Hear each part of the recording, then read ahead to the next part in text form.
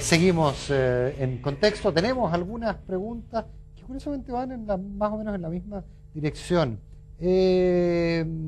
Claudio Huepe, una pregunta que pregunta Vicente Escalante. ¿Qué otros personajes políticos competían por el poder de la ADC en la época de Frei Montalva?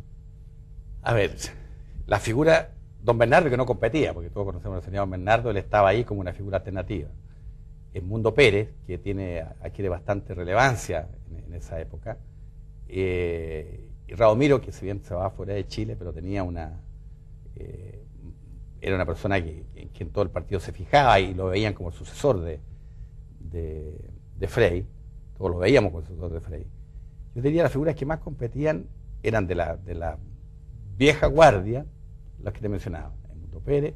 Carmona tenía una figuración y tenía importancia, pero la fue perdiendo dentro del partido. Juan de Dios Carmona. Juan de Dios Carmona, que era un senador que había tenido, bueno, que después, recuerda, había sido elegido con una cuestión muy, muy complicada por unos pocos votos, que le habían robado la elección, o sea, en realidad perdió la elección. Pero él tenía conversaciones con la derecha. Claro, pero Carmona, no sé si en esa época... Yo lo vi en unas manifestaciones con Pacheco. Bueno, otro gran personaje de la época era don Gabriel Valdés también. Pero Gabriel está en Estados Unidos. No, pero como ministro de Relaciones Exteriores del gobierno de Frei. Ah, ya, pero en el fondo la pregunta va, ¿qué otros personajes políticos competían con este rol? No, el que competía era Tomic, era Frei y Tomic. Yo creo que eran los dos grandes líderes desde el punto de vista presidenciable, ¿no? Y don Bernardo con influencia y Edmundo Pérez tenían las cuatro figuras más relevantes de esa época. Y personajes de un segundo orden como Jaime Castillo. Lo que pasa es que Jaime era el ideólogo y realmente Jaime era un personaje muy especial, como digo, él fue presidente del partido, fue secretario en su mesa, y era muy divertido, porque Jaime no era nada más alejado del poder que Jaime. Realmente él, después incluso convivimos un tiempo en Venezuela, cuando hacía sus huelgas de hambre, y Jaime era bastante despreocupado por el poder, tenía una influencia importante, Frei lo respetaba mucho, lo nombró ministro, fue ministro de Bienes Nacionales. De tierra, cuando decían eso. Tierra de colonización se llama eso entonces. Algunos decían ministro de tierra de caspa. Estamos con los detalles. A ver, ¿qué tan esos eran los personajes, te diría. ¿Qué tan influenciado se encontraba el discurso de Frei Montalva por la Guerra Fría? Nos pregunta Francisca Gallardo. Totalmente. O sea, yo creo que la historia de la democracia cristiana después de la Segunda Guerra Mundial es la historia de la Guerra Fría. O sea, al final, ¿cuál es el proyecto histórico, el sentido histórico de la democracia cristiana en los años 40, 50, 60? Es disputarle el mundo popular a la izquierda, ¿no? Eso fue históricamente el nacimiento. Para detener el avance de la izquierda. Bueno, lógico, la doctrina social cristiana, ¿no es cierto? Todo el movimiento del Cuadragésimo Año, la acción católica, etcétera, es la pregunta de por qué los cristianos y los católicos no están más activamente con los pobres, con los campesinos, con el mundo popular, porque eso tiene que ser un mundo de la izquierda, del Partido Comunista. Y ahí la Guerra Fría es el contexto, en Italia, en Alemania, en Chile, en Venezuela, en América Central. Y por lo tanto, el título, el nombre de este programa explica muchas de las cosas que ocurrieron. En contexto, estas cosas se ven a una luz muy distinta. Por eso la concertación hoy día, entre otras cosas, se hace posible porque es una época de la posguerra fría. El fin de la Guerra Fría, la caída del comunismo, facilita, ¿no es cierto?, este reencuentro de democracia cristiana y socialismo democrático. Yo creo que el elemento muy importante, muy breve, que se produce la alternativa que se plantea en ese momento, es la presencia de figuras como de Frei, de Tomic, de Leighton, etcétera. Era el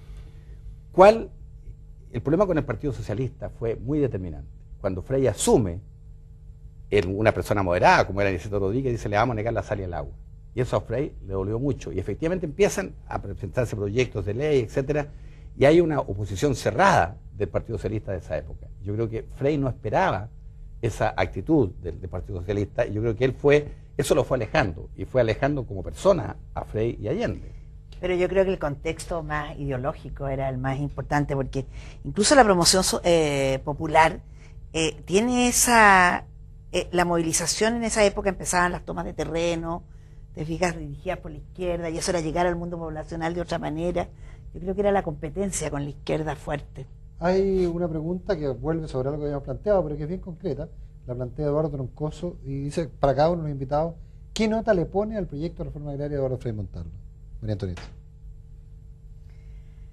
Ay, con la perspectiva del tiempo, yo le pongo un una muy buena nota, desde mi punto de vista, que me Pero interesa. pero ese entonces, ¿qué nota le ponía? En ese entonces yo creo que le ponía como un 4, un 3 y un 4, ahora le pondría un 6, de todas maneras.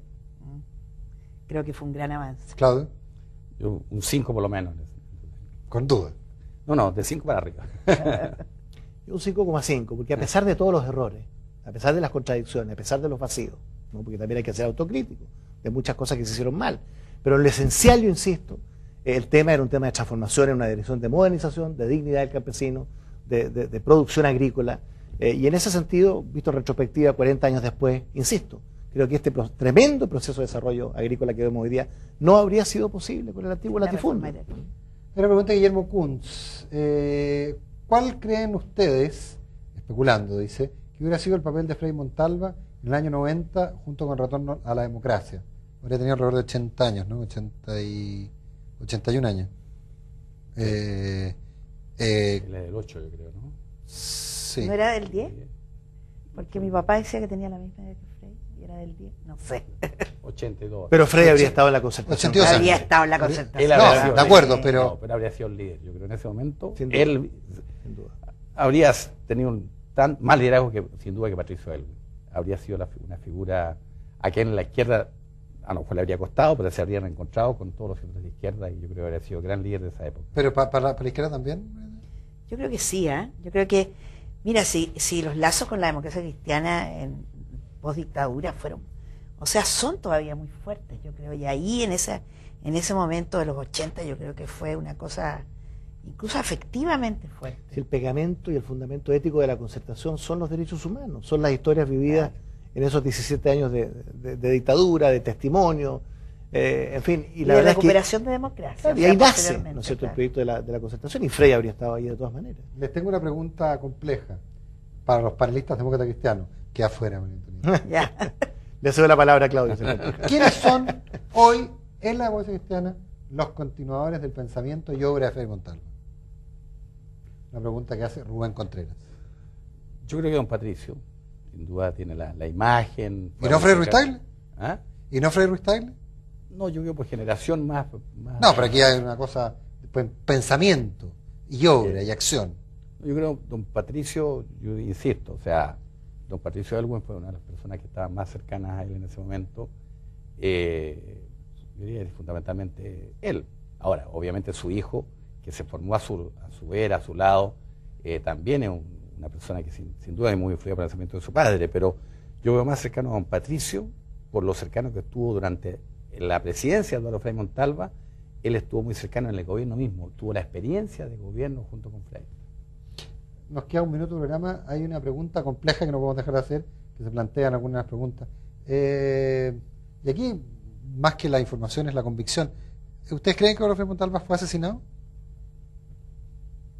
Yo creo que sí. Yo no sé, pero a la luz de lo que hemos sabido en los últimos meses, yo creo que esa hipótesis es bastante plausible. Yo creo que todo fue posible en la dictadura. ¿Y por qué habría sido eso? Es decir, evidente, obvio. ¿Por qué mataron a Tucapel Jiménez? ¿No es cierto? Porque Frei Montalva se Letelier. estaba erigiendo en el 81-82 en el líder indiscutido de la oposición a Pinochet. Claro. O sea, las razones son evidentes. ¿Eh? Ahora, yo creo que hay que, en fin, acreditar y probar esto y, por supuesto, ser muy cuidadoso. Pero, insisto, a la luz de lo que hemos sabido en los últimos meses, ¿no es cierto? Yo creo que es una hipótesis más que plausible. Bien, pues María Antonieta Sá, Claudio Huepe, Ignacio Walker, muchas gracias por habernos acompañado. A ustedes, gracias por acompañarnos. Pueden seguir opinando sobre el tema, pueden entrar a nuestro blog, les recuerdo, www.canal13.cl/encontexto, y ahí pueden dar sus opiniones.